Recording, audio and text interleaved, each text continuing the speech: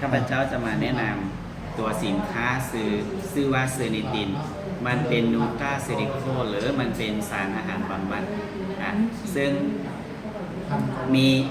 ต้นกำเนิดอยู่ประเทศสวีเดนแล้วก็นำมาผลิตอยู่ที่โรงงานการมินิก LC อยู่ที่ประเทศสหรัฐอเมริกาซึ่งมีการจำหน่ายมาได้ 50 กว่าปีใน 50 กว่าประเทศใน6 ทวีปทั่วโลกแต่ส่วนหลายพระเจ้าจะเอาไปบรรจุเป็นแคปซูลหรือเป็นเม็ดอยู่ในถุงแต่สำหรับประเทศไทยหรือประเทศเพื่อนบ้านซึ่งประธานและรองประธานของพวกเราเห็นว่าตัวสินค้าเซอร์นิตินนี้มันมีสรรพคุณที่มันนอกเหนือกว่าคำว่าอาหารเสริมเพิ่นก็เลยจดมาเป็นอาหารเสริมหรือมาเป็นธุรกิจอยู่ประเทศไทยได้19 ปีนี้มันสุดยอดอีหลีซึ่งมื้อนี้เป็นโอกาสดีข้าพเจ้าจะมาสาธิตให้ทุกท่านได้เห็นได้รู้ว่าเป็นอย่างสินค้าตัวนี้จึงสามารถมีคนที่รอดตายจากการที่เป็นมะเร็งหรือแคนเซอร์ระยะ2หรือระยะ3เดี๋ยวพวกเรามาเบิ่งนำกันสมมติอันนี้คือร่างกายของคนเฮาส่วนที่เฮายังบ่เป็นพยาธิหรือเฮายังบ่มีปัญหาเรื่องสุขภาพมันจะใสแบบนี้ใสแบบนี้แต่ข้าพเจ้ามั่นใจได้เลยว่าทุกมื้อนี้อาหารการกินล้วนแล้วแต่มีสารเคมีสารเปื้อนหลายๆอย่างอยู่ในนั้นยกตัวอย่างอันนี้เป็นยาล้างบาดแผลเตโตดิน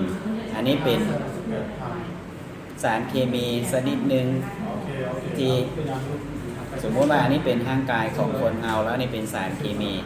เมื่อในพวกเฮาบริโภคอาหารหรือกินข้าวมื้อละ3 คาบมันจะมีสารเคมีนับสะสมเพิ่มขึ้น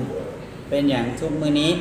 โรคเสื่อมหรือโรค NCD มันจึงมีหลายเพราะอาหารการกินนั่นแหละเป็นตัวหลักโดยเฉพาะพวกอาหารทะเลนี่แห้งมีผลสะท้อนหลายเมื่อพวกเราสะสมแต่ละมื้อแต่ละวันมันเป็นแบบนี้จึงพาให้พวกเรามีอาการเจ็บออดแอดหรือมีปัญหาเรื่องสุขภาพ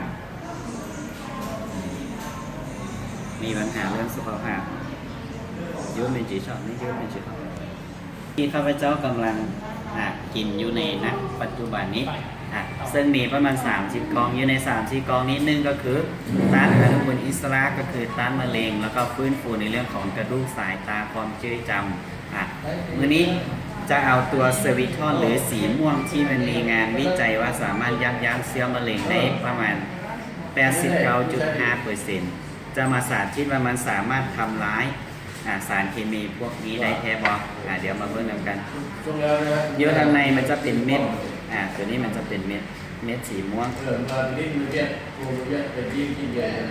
เม็ดสีม่วงมันจะเป็นเม็ดสีม่วงแบบนี้ว่าจะเป็นไส้เม็ดหนึ่งข้าพเจ้าจะใส่ประมาณครึ่งเม็ดมันก็สุดยอดอีหลีตัวนี้เม็ดหนึ่งมันมีกรดอะมิโนแล้วมันมีเอนไซม์กับมีวิตามินเกือบ 100% มันมีสารอาหาร280ชนิดอยู่ในนี้มื้อนึงขอให้ตัวของทานได้ครับประทานมื้อละเม็ดมันก็สุดยอดอีหลีเดี๋ยวมาเบิ่งกินได้ข้าพเจ้ากินบ่ขมบ่หวานว่าเป็นอย่างธรรมดากินง่ายๆเพราะมันมีส่วนประกอบจากและออมแกสอนในตัวผู้เท่านั้นเดี๋ยวพวกเรามาคนให้มันมูนก่อน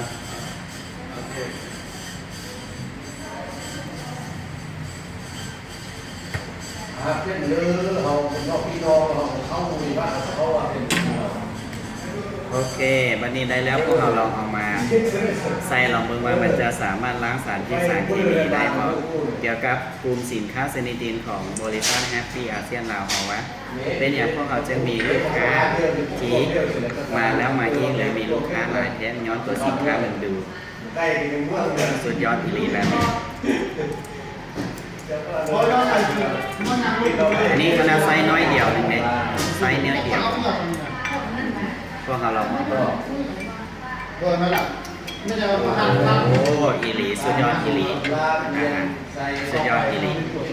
ถ้าท่านใดกำลังมีปัญหาเรื่องสุขภาพยังเส้นมาเป็นกระเพาะมีปัญหาเรื่องกระเพาะหรือทางเดินอาหารสายตาความจำหรือไขมันมีเส้นเลือดหรือ